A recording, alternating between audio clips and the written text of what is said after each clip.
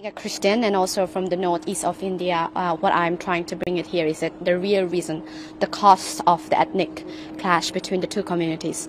It is very easy to have a propaganda to put like a victim role, and I think the Western media, not only the Western but also the East, are very good at doing that. So what we are here is to say that this has a complex issues. It's not only about religion, yet religion somehow ended up being one of it, but the cost and the reason of this is between the community group, Meitei, which is a majority, occupied into the area that they have is 11% of the Meitei Valley, the Imphal Valley, which they occupied.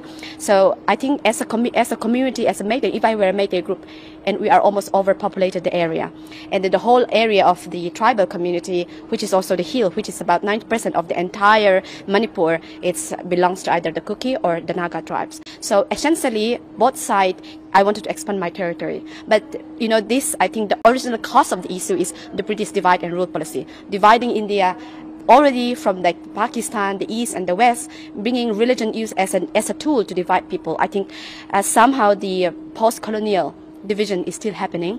And unfortunately, with the case of Manipur, it's hard because I would be sided as Kuki, but I want to be partial here because Kuki are my people. But at the same time, the reasons that putting Christian versus Hindu, because not all Meitei are Hindu.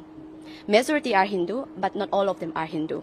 The same goes for the Kuki. Majority are Christian, but not all of them are Christian. Like myself, I used to have indigenous, my tribe used to worship something else. The British colonized us and missionaries. I'm very thankful that I'm Christian and I'm a progressive Christian. However, a lot of ethnic problem in the Northeast, the consequence is the religion, but not the true cause. So I think here it is so important that highlighting the reasons why ethnic between two majority and a minority happen in an era that is still happening. We are still suffering the post-colonial, the British divide and rule policy. So I think highlighting that is crucial as an Indian, and also highlighting the diversity in the northeast of India. We are all of different tribals, different ethnic group, having a little bit fight between ourselves, but we all stem from the same, even especially with the geopolitics on the border between Myanmar and Bangladesh. There's so many tribal area, and not just Western media or someone vested party cannot just say that, oh, a minority Christian is being killed or prosecuted based on this and that without an actual cause. So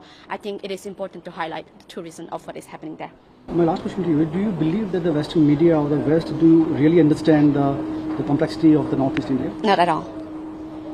Being a native, I can say that they don't. And plus, I think also nowadays, I can also see that there is a group of us, in a way, from inside who wanted to portray the truth in the face to the mainland India as well as to international media.